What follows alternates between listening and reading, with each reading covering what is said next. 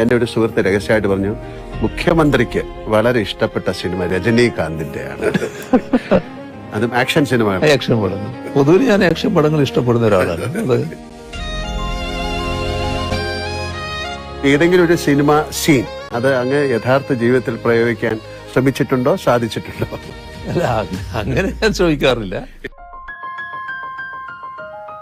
ജീവിതത്തിലെ എന്തിന്റെയെങ്കിലും പേരിൽ അങ്ങ് പശ്ചാത്തപിച്ചിട്ടുണ്ടോ? പശ്ചാത്തപിക്കേണ്ടി വന്നിട്ടുള്ളൊരു ഘട്ടം പറഞ്ഞാല്, നമ്മുടെ അടിച്ച് തോല് പൊളിക്കുക എന്ന് പറയുന്നില്ലേ, എന്റെ ഈ ശരീരത്തിന്റെ തൊലി പൊളിഞ്ഞു പോയിരുന്നു.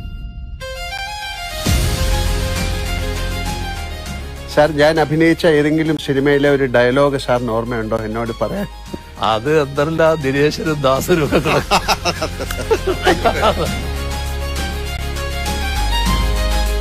എന്റെ കേരളം, അങ്ങയുടെ കേരളം, നമ്മുടെ കേരളം.